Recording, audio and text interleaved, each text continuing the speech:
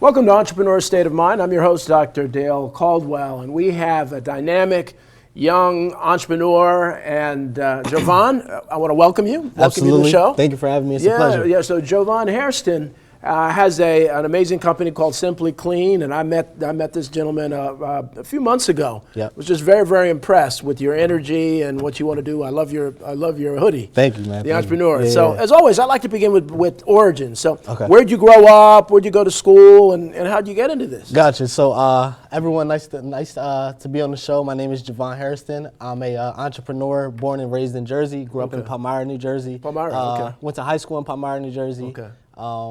Growing up between the ages where I graduated high school and started my business I got my first job at 15 years old. Oh, really? I started my business at 22 months before turning 21. Wow. Between that time, I've had easily had over 20 jobs, right? So let's go through, because again, we have folks watching the show of all ages. Okay. So I want to inspire folks to say, hey, I can do that. So when you were 15, what was the first thing you did? So in high school, I had expensive hobbies. I liked cars, I liked basketball, I liked shoes, right? Yeah. Shoes are expensive. I wanted the new mics every Saturday, right? Oh, did you? Right. So I had to work for it. My parents were great parents. They provided everything I needed. Now, were they entrepreneurs too, or no? My dad is, my mom isn't. Okay. So gotcha. So they provided everything I needed, not what I wanted. Right. So anything I wanted, I had to hustle for. I had to get it on my own. So my first job ever was Taco Bell. Oh, really? So I was working there, making anywhere from I think $7.25 to $8.25, whatever the case was back then. And then from there, I was just I was just chasing money. I wasn't chasing passion. Right. So passion for me was basketball and cars. Right. After high school, I always coached. I'm still playing men's league. I'm still involved in the sport. Right. And then as far as cars go, I just loved cars growing up. Right. So basketball. So Stephen Curry, your favorite. You remind me of Stephen Curry. I play like him a little bit, to be honest with you. You remind me of him, so that's why. So my favorite player of all time is Kobe Bryant. Yeah, Kobe. Just from the work ethic, the grind. I actually have a Kobe tattoo on my thigh. He's one of my inspirational players ever for me. Okay. But yeah, like I said, growing up in high school, I just always had tons of jobs. I never was really doing anything that made me happy. I was just chasing money, not chasing passion. Never took the SATs, never went to college, never had any hopes or dreams to go to college for me. I was always good in school, but college just wasn't me. Right. It wasn't part of the plan. It wasn't part of the plan at all. You didn't see the value of going to college and then... No, I didn't. Because I didn't know what I wanted to do. Right. And my parents weren't going to just come out of pocket for all this money. Not saying that they didn't have it, but they wouldn't just pay all this X amount of dollars for me if I don't know what I want to do. If you weren't passionate about it. Yeah, exactly. So fast forward to graduate high school, I worked for a numerous amount of jobs, and I remember right before I started my business, I was always cleaning cars on the side. It was always a side hustle for me. So it was I just never thought I could do it as a business, because you think business, you think finances, taxes, employees, it's mind blowing, right? To see where I'm at now, it's crazy. I would never thought that I would be here today, honestly. Interesting. But so growing up, it's just like that, and then once I graduated, it's like, all right, what am I gonna do in my life? So just chasing money, working numerous jobs, just trying to find the best paying job. I was there jobs for a week here, go to another job for 2 weeks. After that, I'll leave. It's just I'm confused. Right. I'm really confused. Interesting. So I remember. Well, it's good that you're honest about that, and good. For sure. I think it's important. A lot of people don't want to admit that. No, they don't. I talk about it all the time because it's real. It's part of my journey. People think, oh, you graduated high school, you wanted to detail cars, now look at you. It's like, no, that's not the case. That's not the case. I'd be lying if I was here and telling you, I knew I was going to do this. I really would be lying. But so I remember I was sitting in the warehouse. I get a call from a client. Most of my business back then was word of mouth. So you get your car done, you'll tell your friend, and their friend calls me. That's how it worked. I wasn't really big on social media as I am now, Google, none of that stuff. I wasn't really a good marketer, right? Interesting, really, okay. Now I'm one of the best marketers in Jersey to grow my business. How many years ago was that, when you were really first starting? This was 2018. Oh, 2018, when I started my business. So before the pandemic. It's crazy because next week I'll mark 4 years in business. 4 years, wow. 4 years in business. Nice, congrats. So I got a call. I'm sitting at my desk. I had a warehouse job. I was sitting at my desk doing orders, processing orders. I get a call, yo, do you have space for a detail this week?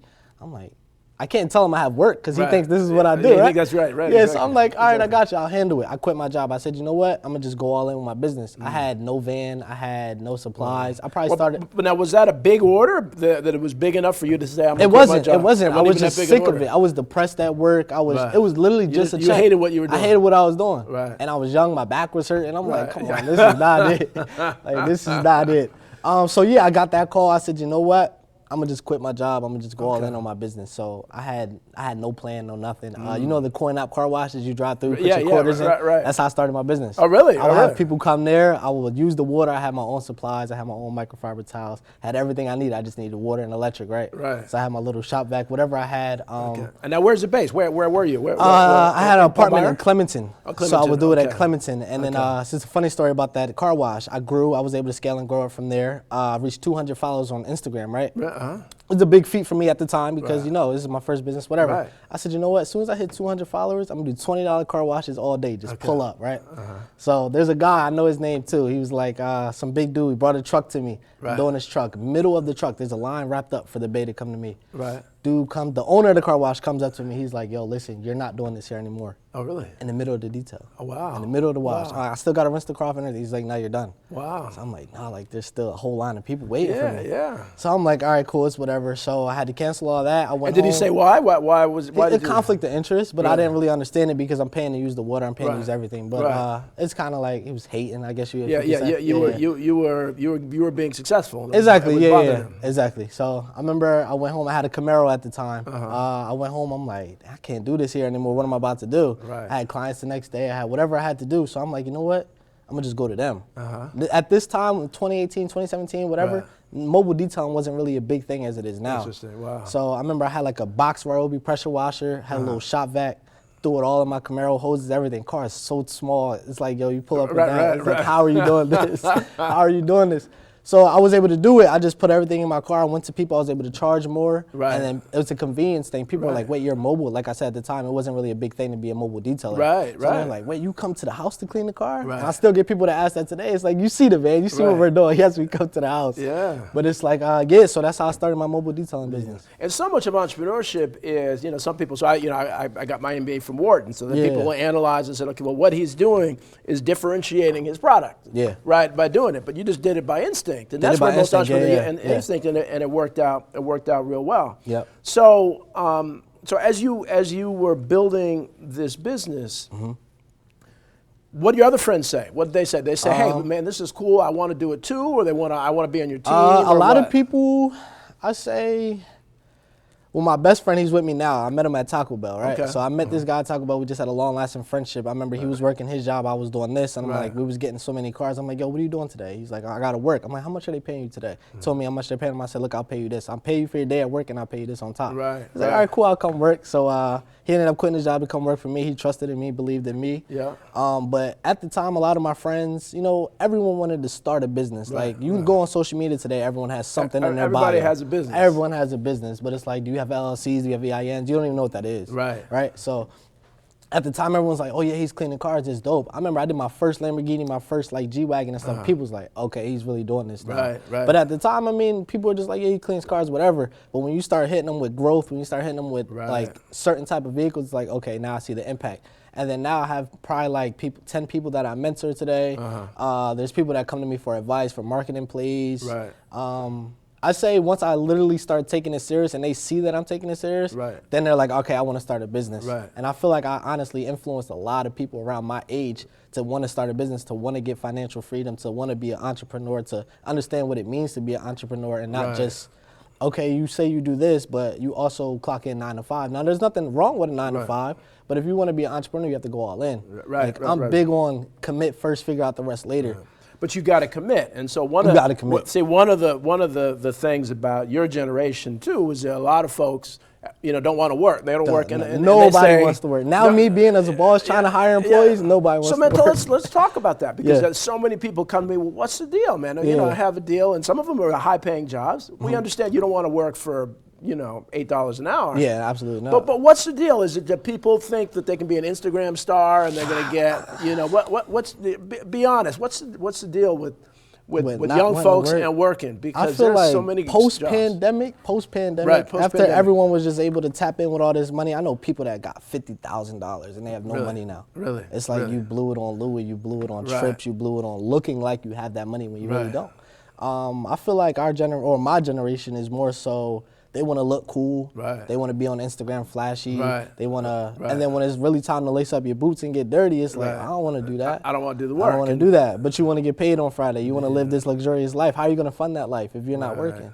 Now, do you think it's because, so obviously the training, your parents were giving you an MBA by saying, if you want something, you got to work for it. You got to work for it. A lot of parents aren't doing that. No, right? I definitely, big shout out to my pops for sure. Yeah. My mom I'm was sure you hated it when they were doing that. I hated it, man. I'm getting a lecture every night. I forget to take out the trash. It turns into a conversation for 3 hours. Those lectures. Shout out my pops, man. He know what I'm talking about. But it's like everything that he was saying to me at that time, it makes sense now. Right. Like I literally be going through life and I'm thinking, oh damn, I remember he told that to me. I remember this, whatever. Like my mom didn't spoil me, but she was more spoiling on me than my pops was. Like I said, they provided what I needed, never what I wanted. If I wanted something, you gotta go get it. Right. That's how they came up. That's how I literally see my pops work for, because he worked for FC Kerbeck, so he also does detailing and involved in cars. Oh, really? Oh, yeah, wow. yeah. Okay. So I seen him literally work for FC Kerbeck when I was younger. Like I'm young, I'm not really thinking of it, but as I grow older, I understand what he was doing. So he was working at FC Kerbeck, detailing all the high-end cars over there.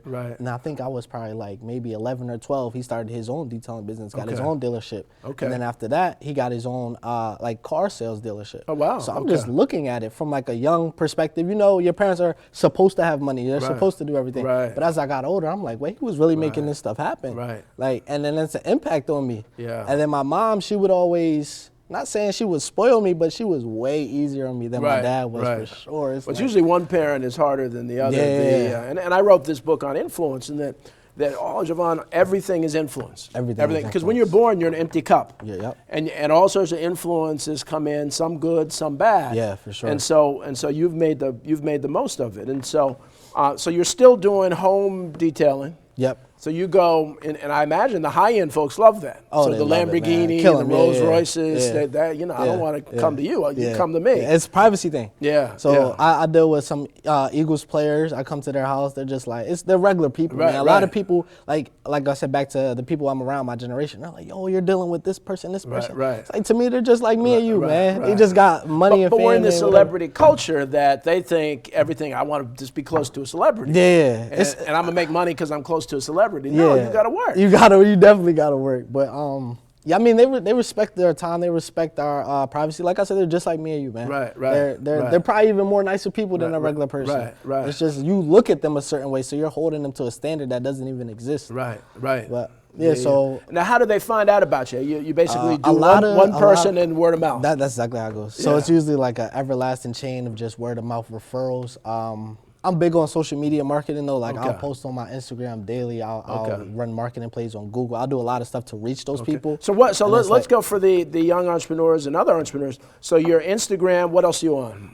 Instagram, Facebook, Google, LinkedIn, Twitter. I'll say I'm on all of them, but the biggest platform for me would be Instagram, Facebook, and Google My Business. If you ever Google My Business, you're separating yourself immediately. Oh, really? Yeah, immediately, because people that go on, so right now, if me and you having a conversation, say your glasses, you need your glasses fixed, right? What do? Pull out your phone, you go on Google. Glasses repair. That's the first thing you think to do, right? Then you go through the listing, the top rated person, you're probably going to call them at least to see what they're talking about. So if you're not on Google, you already lost the battle. Because how far are you going to scroll down before you have to? Before they see you. Exactly. So I'm big on Google. Having a Google My Business is huge because we live in a day where everyone just pulls their phone out to go on Google. Instagram is huge too because that's a photo platform. You can see photos, you can see videos, you can see the quality of work that we provide. Now, do some of the celebrity folks take pictures next to their car for you? I never asked someone to do that. I try to respect their privacy. Like one Eagles guy that I deal with, I do him probably like once a month. He just asked if he don't care what I post. I can post the car, just make sure. So we have license plate covers with our logo on them. Oh, really? So I'll slap it on there, cover it up. You know how people are. People are crazy. So he says, just don't post the house, don't post the plates. I don't care what else you do. What else you do? All right. Well, so we're gonna take a commercial break now. We're going to come back and learn more about this dynamic entrepreneur. So we'll see you right after a few commercials.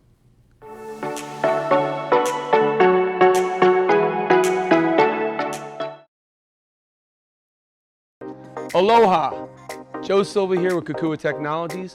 I'm excited to see you on Tuesdays on Morning Coffee for our tech tips.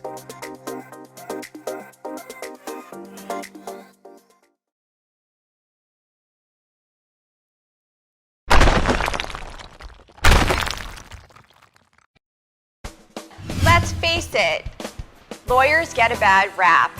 I'm Erin Brucey, host of Legal Breakdown, where we dissect legal topics for the everyday viewer. With a mix of interesting guests, To talk about current events and hot legal topics, let's work together to make the law accessible and relevant to everyone. Catch us every week on RVN Television.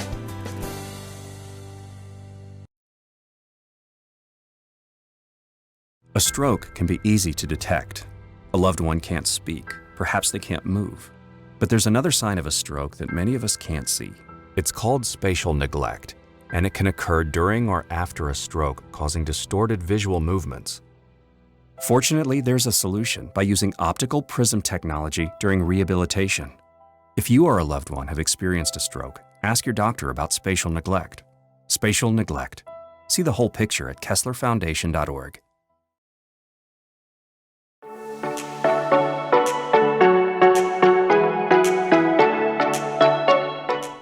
Welcome back to Entrepreneur State of Mind. I'm your host, Dr. Dale Caldwell, and Jovan is just telling me I love his energy. I love what he's done so far with his business. And so what's the future? So you're doing well. You're making money. You're working with wealthy and other clients. So do you have a plan? Do you have a business plan? I do actually. Now I'm more organized in my business. Okay, yeah. Actually, before, like I said, I would just commit first, figure out the rest later. Right. As time went on, I got more organized. I got more business driven, more business savvy. Right. So I was able to develop a plan. What I'm looking for, I say for the next 3 to 5 years, we're looking to expand to Florida. So really? I have so many people in Florida, or I have so many people in New Jersey that we service, the higher end people that who have homes in Florida. They have homes in Florida. When they get cold out here, what do? They scatter down to Florida. And cars down there are big. It's a whole other world down there, man. It's a whole other world. So they're like, yo, there's no one down here like you. Like, there's little drive-through car wash and stuff, but I can't get that Simply Kleen experience down here. Right. So people are telling me that. I soak up game. Right. Like, if you're telling me something, I'm just, all right, I'm listening, but in my back of my head, I'm putting it in a file. Yeah. So I'm like, all right, cool. So I'm just thinking about it. And I remember I probably got like 25 clients right now. Like today, I could send a van down there. Really? Now, this is the Miami area? Miami, Fort Lauderdale? Lauderdale? This is Naples. This is Fort Lauderdale. This is Boca Raton, and also Miami. So around those areas. I know it's kind of like on opposite sides. Yeah, it's but for sure, but Florida's an easy drive. So I've driven a lot for like 3 hours. Doesn't seem to be that long. Yeah, exactly. Yeah. Of course, you go 10 miles up in New York, New Jersey, and yeah. that's 3 miles. Yeah, that's 3 hours. Sure. So now, how do you do that? Are you going to hire, or this is a tough market to hire folks? It is. It definitely is. For me, I'm big on being like active in my business. Right. So I don't ever just hire guys, sit in my office and just let it come in. I'm always like, I work just like they do. Right. So I will probably prefer to send a van down there and be involved in like at least the first month or two. Okay. And then I'll evaluate it down there. Because like I said, the clients that I'm starting with, I know them personally. Right. So it's not going to be like, I got to get down here and then it's just like, what do we do now? Right. It's like we could get down there for a week and be filled up for a week. So you could actually have a snowbird business. Exactly. Because I'm sure that's what they're called. Don't do it in the winter, yeah. right? In the winter, but people don't get as much detailing. You don't get as much up here. We stay pretty much booked, but if it's cold, stuff is freezing, stuff is breaking. Right. It's difficult. Yeah. So if we can go down to Florida, that's what I'm looking to do next. I'm also looking to get like a storefront, shop front, so I can offer a wide array of different services like coatings, wraps, tint, stuff like that I can't really offer outdoors. So have something more in-house. So talk to me about, because I don't know, so coatings is just what? Now what's a coating? Coating like a ceramic coating. It's kind of like a glass coating that goes on top of your vehicle to protect it. It beads up. It deflects a lot of the elements from your car. Okay. But some guys do it outside. I don't prefer to do it outside. Right. So if we had a garage or a shop or something like that, we can start offering that. We can start offering tint. I have so many like, like outsourced people that I'll outsource jobs to, like body work. I could just throw all that under one Simply Kleen umbrella in a building, and you never know what can happen from there. Yeah, so you can do that. What about additional product? Are you looking for any tangential kind of business and car sales or something? I was not really big on car sales, but I do want to get in the rental space. Okay. So maybe like 5 to 10 years from now, if I could just start with like a Benz and then slowly upgrade to like the higher kind of luxury, cars. The luxury rental. I've always been intrigued by that, where people will rent out a Lamborghini or and it's rent out like people are making millions just off having a car. Yeah. It's like because like I said, remember I told you I had a Camaro when I was starting my business. Yeah. If I would have kept that Camaro and just threw it on Turo, that could have been another source of income for me, but I wasn't thinking like that back then, so I just sold it because I wasn't driving it. Right. But if we could get into the rental space, have cars for rent, that's another income. Just building a whole bunch of incomes through one base umbrella. If we could do that. I mean, again, that's like Airbnb except for cars, right? Yeah, so exactly. So you're renting that luxury. So As far as hiring, now you do a lot yourself. You have how many employees? Right now I have 5 employees. Okay. So I have 4 detailers, an assistant, and myself. Okay. So I have 2 vans, 2 per guy, two people per van. Right. My assistant stays, she helps me book appointments, stuff like that, and then I have my own personal truck that I service out of. Oh, nice, Yep. nice. Yep. And you don't get into any mechanical things? Like oil changes and stuff like that? Yeah. Yeah, no, we don't do any of that. Okay. A lot of people ask, but I have a guy for that, so I just refer him up. You just refer it? But Yeah, do you, when you refer, do you get a percentage of? I don't really ask for anything in return. Right. I just kind of, because the guy that does the mobile mechanic work is a guy that I actually mentor. Shout out JG Mobile if you're watching. So I just want to give people business. Good. Like, I know there's a lane. I don't ask for anything in return. Right. Yo, you need an oil change? Yo, my guy can do it. He can come right to you. Excellent. And it's a mobile business as well, so it kind of goes hand in hand.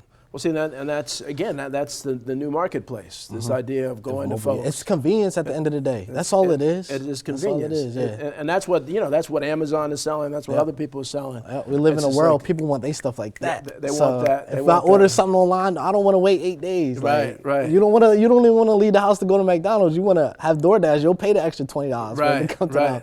It don't make sense, but that's the type of world we live in. It's convenience driven. Absolutely. So, all right. So Jersey, Florida. You looking anywhere else, or you just really focus on those two places for now? I mean, Jersey is amazing for us. I would probably expand a little bit north if I could. Yeah. We're primarily South Jersey based. Really? But if we could get up north a little bit, I have a couple heavy hitters up north, but I don't have a designated van for up north. So if we take away 2 hours to go up north every day, how much money am I really making? So if I could probably put a van up north, 2 down south, and then send something to Florida, that'd be perfect. Now, how much? So I live in New Brunswick and spend gotcha. most of my time. Oh, going we're up there all north. the time. Yeah, that's like almost central Jersey. Okay, yeah, it's central Jersey, and so. But there's a lot of money up in North Jersey. It's a different world up there. That's what I'm telling you. It's a different world. So really looking at your business plan to think about North Jersey, because New Jersey used to be the wealthiest state in the country. Yeah. It's now number 2. Maryland, believe it or not, is the wealthiest state in the country. knew that. People think New York is, but no, it's Maryland, and then it's Jersey, and it's really North Jersey. So as you think about Florida and up there, think about that, like the Montclair area, the other folks. Yeah. Folks would love to have that kind of business. Absolutely. And so it's now. What about community? Have you thought about, you're doing well, about maybe eventually having like a foundation or to do something to kind of help give back to a cause or something? I absolutely do. So I actually shout out to Free All Minds, my guy Ricardo Dale. I actually just partnered with him. Okay. To help his business out, whether that's providing funding, mentorship for the kids. I actually went and spoke with the kids maybe 2 weeks ago. Oh, nice. A group of Camden kids that they're big on basketball. They play AAU together. Okay. All that. So I kind of just went to them to talk to them. What he does is he wants to show them there's different paths in life. Right. Like if it's not basketball, it doesn't have to be school. Right. So entrepreneurship, I talked to them about that. He had a camera guy come in, a video guy come in, just trying to like open their mind up to different things. Right. And then when I was in high school at Palmyra, no disrespect to Palmyra, but we didn't really have those outlets. Right. Like we had so many, the curriculum wasn't as big as like a Lenape or a Cherokee or something. Right. And as you get older, you start to realize that like, these kids, they're learning stuff that I didn't even think about in high school. They have access to stuff that I didn't even have in high school. Right. But it's like you can't use your environment as a detriment to you, because then you'll just hold yourself back. Right. But yeah, I spoke to them. I actually want to go back to my high school and speak to the kids, like the upcoming kids, just to talk about entrepreneurship. I feel like I want to grow a little bit more before I open that outlet. But for sure, that's something. Yeah, I'm but interested in. again, let me push back. I mean, because I think you've grown. You're incredibly, eloquent about what you're doing. You're doing that. You're ready to do that. You should really reach out to them in this school year to do that, because because so much of it is, and as I talked about influence, is confidence. Yeah. And a lot of the kids in the community don't have anybody telling them you can be anything you want to be. Yeah, I didn't have that. Like we did not have that in high school. It's like it was almost like high school. Okay, you graduate. What's next? You either go to work, you go to the military, you go to college. Right. Ain't nothing else. And it's like speaking of the military, my grandfather did 26 years Air Force, so I do come from a military background. Right. But my parents was telling me that at the high school, maybe you should look into the military. It's like that's not me. Right. Like that's not me. College not me. Right. And then what am I gonna do? Just work? So I hopped into the workforce because at least there was money involved. Right. But like I said, in my high school, you only offer those 3 things: military, college, or jump in the workforce. Well, and that's one of the things I'm doing. So I run this entrepreneurial institute. We're creating these entrepreneur zones around the world. The idea is to create clusters of entrepreneurs. Like a network almost. Yeah, really a network. Yeah. And instead of one, the old way is one, it's either me or you and I'm on my own. No, bring them together, have complementary businesses. And folks from the community are naturally entrepreneurial. Yeah. And so, but they're being told, take a job, work for somebody else, instead of really empowering the innovation that's in the community to really grow businesses, generate revenue, and solve a lot of social problems. For sure. And so we're starting up some work with Camden Dream Center. Okay. Pastor Keith Davis is down there working with a lot of kids and teaching them technology to do an entrepreneur zone in Camden. Gotcha. So, and so that could be a place to really have you speak, or even some opportunities for business. Yeah, for sure. I'm definitely. But we have to. Entrepreneurship is it. This is a social. And I feel like good. we're in a age where you can get rich off anything now, especially with social media. Like there's people that sell the dumbest things. They're millionaires. It's like how 10 years ago, 20 years ago, you couldn't do that. Yeah, you couldn't do that. And the trouble though is like when I grew up, I'm a lot older than you. If you weren't over 6 feet, you're not going to be an NBA star. Exactly. Everybody want to be an NBA star. But now with rap and other things, everybody thinks they can be a rapper. They can be an entrepreneur. That's because they're on Instagram. They're on Instagram. But they're not putting, what I like about what you're saying, that you gotta put in the work. You gotta put in the work, for sure. And people don't really understand. And there are days that you probably say, well, why am I doing this? Absolutely. As an entrepreneur, nothing is easy. It don't matter what I post, what I show. I try to like on my personal platform, my personal Instagram, I'll post like certain things where I'm going through stuff. Like for instance, I wake up some days, my vans won't start. They're running a million miles a day. It's all over the state. I might come in one day and my van don't start. Now that's some adversity. How am I gonna get over that? I get super pissed off sometimes, and it's just like I gotta calm down and know that it's a marathon, not a sprint. Exactly.